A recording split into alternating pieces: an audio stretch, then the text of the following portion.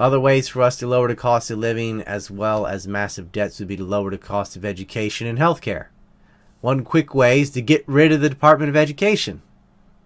The Department of Education has made tens of billions of dollars. They made more money than any company in the U.S. besides Apple and Exxon, I think.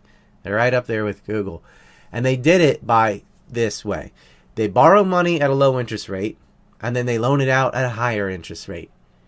And that already is bad enough. But then you get government guaranteed student loans, and they can't discharge through bankruptcy laws these debts because, well, you can, but it's super, super difficult.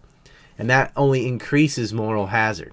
Moral hazard meaning people are going to make risks they wouldn't otherwise because should it not pan out, the consequences aren't on them. They're on some third party or someone else. If they know you can't declare bankruptcy, or it's almost impossible to do so, and they know the government's going to guarantee you a loan, then they're just going to start making looser and looser credit for everybody. Because they figured out a kind of like reverse Ponzi scheme of Social Security, or it's pretty similar.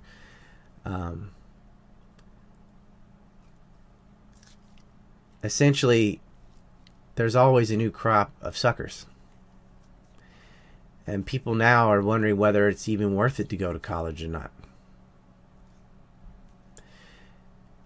It's kind of like the housing bubble. The looser the credit is, the more the prices go. And they'll say, take the debt or you can't buy a good home. Take the debt or you can't have a good education. See, if everyone is guaranteed a loan for a school or a mortgage, then the prices go up. People not taking the risky loans get priced out of the market, so you just don't get to go to college, you don't get to have the house. You're kind of forced to do it. This is why credit is supposed to be judiciously handed out, and the lender is supposed to face consequences if people can't repay. But they don't. The Department of Ed has found this Social Security-like Ponzi scheme. There's always going to be new students. There are always an incoming crop of freshmen that they can burden with new debts. And so what if the debts are paid slowly or some aren't paid at all? Enough people are paying and enough people are there for new debts to be created that the gamut is worth doing, so they keep doing it over and over again.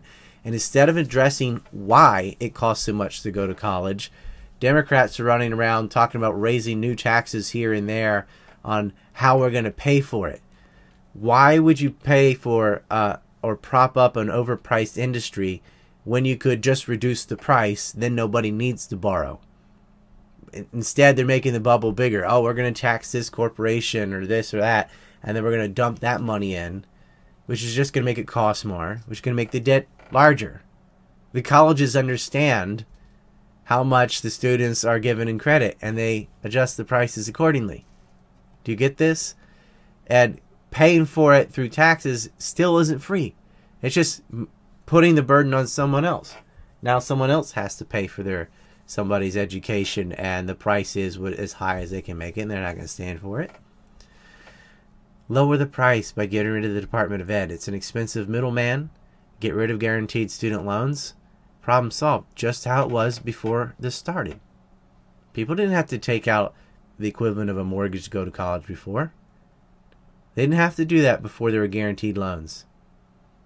Before you increased moral hazard and did everything I just explained. That's one way. You can cut. That's one of the biggest debts. It's like over $200 trillion worth of debt that is owed collectively by all these students. Trillions. Hundreds of trillions.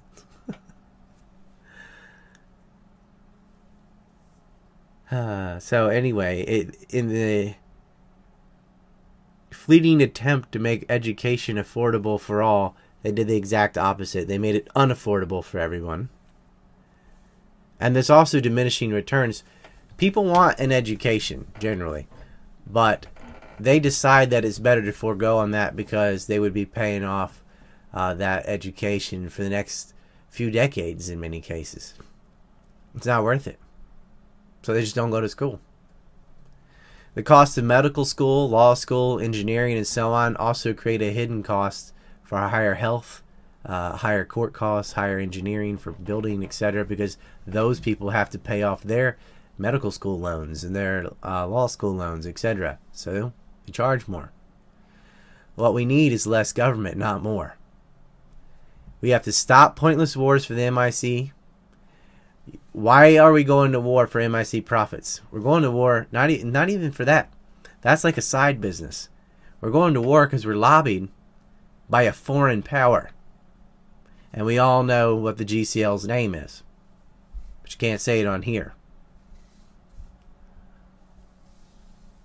Wars are corporate welfare with violence. So we stop predatory lending, especially to students. We lead by example, not by economic and military threats. And we control the borders, or we can create more failed cities. Welfare, i.e. not working, doesn't work. Expanding the welfare state is cultural and financial suicide. You cannot relocate poverty. An influx of unskilled labor drives down wages, increased costs for public schooling, drains social benefits, and statistically comes out with more problems with violent crime, drugs in particular, and a higher cost for real estate. It's pretty easy math. More people mean more competition in housing market, which starts on the lower end.